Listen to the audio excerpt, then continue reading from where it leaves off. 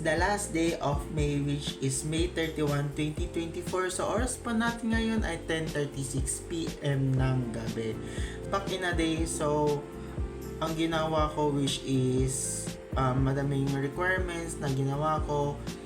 Syempre, finals na yon, kailangan talaga mag-focus sa ACADS. And of course, syempre, nag-exam, nag-review, ay hindi ako masyadong nakapag-vlog ng maayos.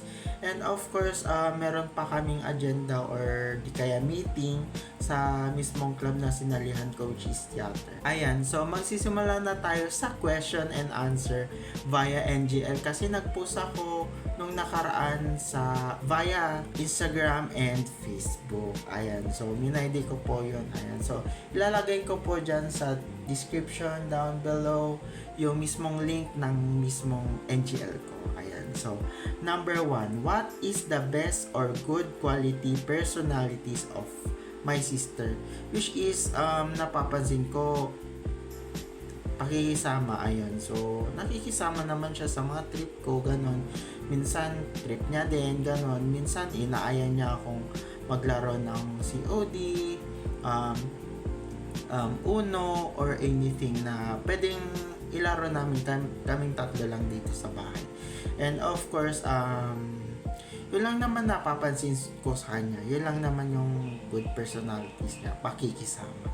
And of course, minsan kasi for me, ang observations ko sa mga paligid ko, which is yung mga ibang tao na ano yung personalities nila, ano yung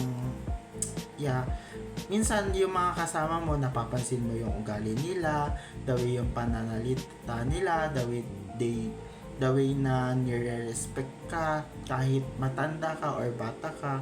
And of course, yun lang na napapansin mo yun physically and of course verbal. Ayan, so minsan kasi minsan hindi mo napapansin, syempre nasa kanila kung ano yung totoong personalities nila. So kasi nga tayong mga individuals, may kanya-kanya tayong personalities na pinapakita natin sa ibang tao. Minsan napapansin nila, minsan ay nalalaman nila, minsan hindi nila napapansin, or di kaya kung anong nalaman nila, yun na lang, yun na yung naniniwala sa kanila. Ayan.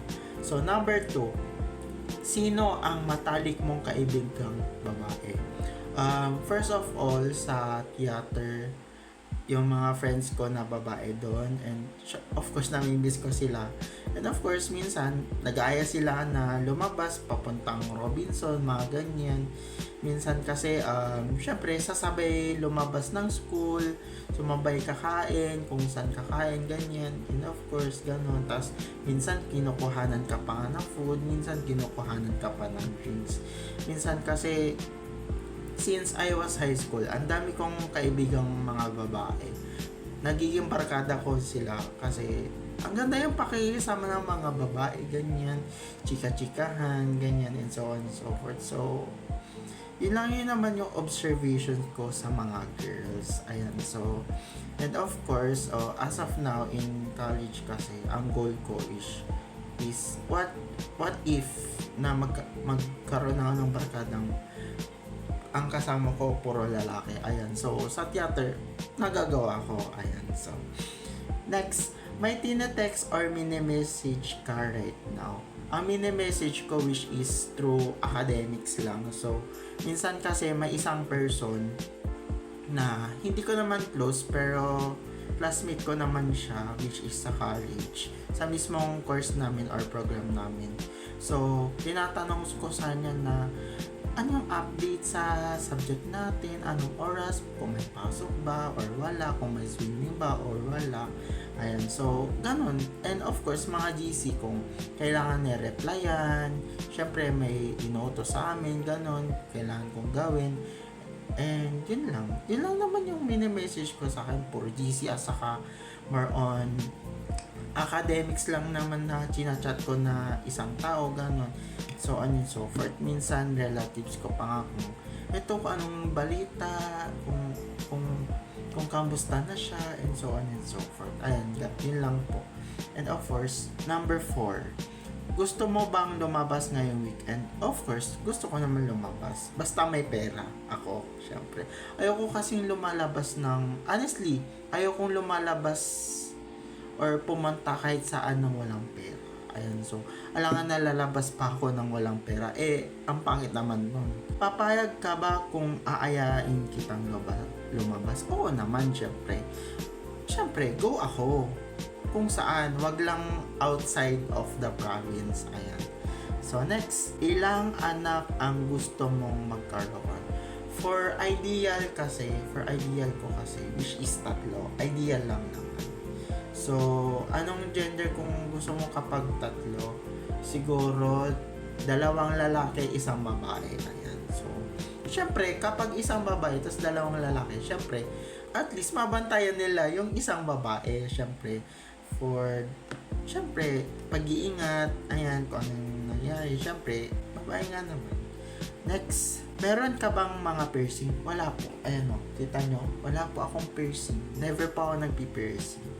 So, kahit ilong or kahit ano, hindi pa ako nagpi-piercing kasi pag nakikita kong may nagpi-piercing na tao, parang nasasaktan ako eh. Ayan, next.